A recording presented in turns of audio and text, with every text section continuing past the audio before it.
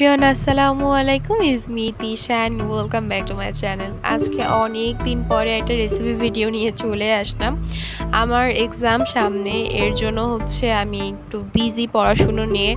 এর জন্য আমি কোনো ভিডিও আপলোড করতে পারছি না, বাট আমি তার মাঝে যতটুকু পারবো ভিডিও আপলোড করব অ্যান্ড আপনাদের সাথে শেয়ার করব। আশা করছি আপনারা আমাকে সাপোর্ট করবেন আগের মতো, আমার চ্যানেল সাবস্ক্রাইব করে আমার পাশেই থাকবেন। তো আজকে শেয়ার করব কালো জিরা ভর্তার রেসিপি, অ্যান্ড আমি খুব শীঘ্রই একটা ভর্তা সিরিজ মেক করব আপনাদের জন্য।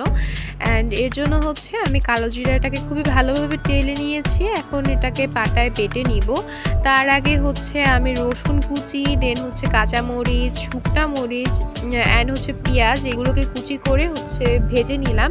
খুবই ভালোভাবে ব্রাউন করে ভেজে নিতে হবে। এখন একটা পাটায় আমি পেঁয়াজটাকে দিয়ে দিচ্ছি, রসুনটাকে দিয়ে দিচ্ছি, শুকনো মরিচ এবং কাঁচামরিচ দিয়ে দিচ্ছি। ঝালটা আপনাদের মন মতো আপনারা দিয়ে নেবেন আর কি। অ্যান্ড আপনারা চাইলে কিন্তু এই কাজটা ব্লেন্ডারেও করতে পারেন, বাট আমার কাছে মনে হয় পাটায় বেটে করলে ভর্তা স্বাদটা আরও বেড়ে যায়।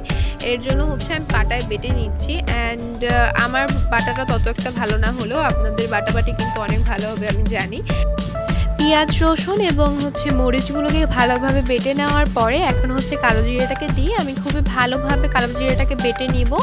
দেন খুবই ভালোভাবে একটা আরেকটার সাথে মিশিয়ে বেটে নিব। অ্যান্ড আপনারা চাইলে কিন্তু এই কাজটা ব্লেন্ডারে করতে পারেন। ব্লেন্ডারে করলে কিন্তু কাজটা আরও সহজ হয়ে যাবে, বাট পাটায় করলে সব থেকে ভালো হবে। এখন এগুলোকে খুবই ভালোভাবে আমি মিশিয়ে নিব।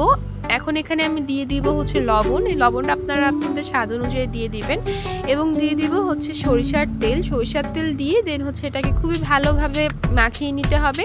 মাখিয়ে আমি আরেকবার ফাইনাল টাচের জন্য বেটে নিচ্ছি। এটা স্কিপ করলেও চলবে, বাট বেটে নিলে এটা আরও একটু মিহিন হয় এবং খেতেও ভালো লাগে। বেটে নেওয়া হয়ে গেছে। এখন এটাকে আমি একটা শেপ দিয়ে এটাকে আমি সার্ভ করে নিব। এটা কিন্তু খেতে অসম্ভব মজার, আপনারা চাইলে ট্রাই করে দেখতে পারেন। Thank you so much for watching. Bye, have a nice day.